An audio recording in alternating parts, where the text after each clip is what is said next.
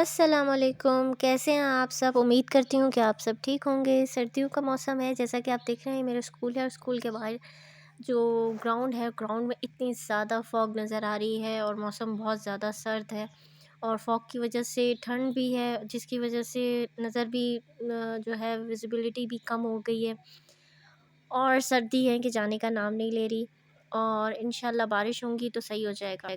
अच्छा जी, आज हम पढ़ रहे हैं वर्ब्स। वर्ब्स के बारे में आप लोगों ने सुना ही होगा कि एक्शन वर्ड होता है, लेकिन इसके अलावा जो है वो हेल्पिंग वर्ब्स भी होते हैं, जिसको हम एक्सिलरी वर्ब्स बोलते हैं।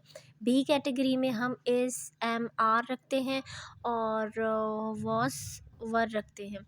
डू कैटेगरी में हम डिड, डज, डू रखते हैं और हैव कैटेगरी में हम हैज़, हैव, हैड रखते हैं। ये हेल्पिंग वर्ब होते हैं जो कि सब्जेक्ट के बाद आते हैं। जैसे Aslam is my brother, he did well in the final exam, he has nothing with him.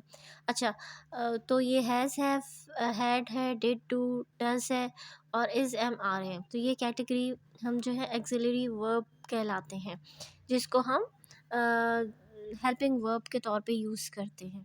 और इससे जो है वो हमें ये पता चलता है ये किसका है, ये किसकी है, या कब कोई काम हुआ है, कब कोई काम होगा, जिसे हम इंटरोगेशन में भी यूज़ कर सकते हैं और नेगेटिव में भी हम यूज़ कर सकते हैं।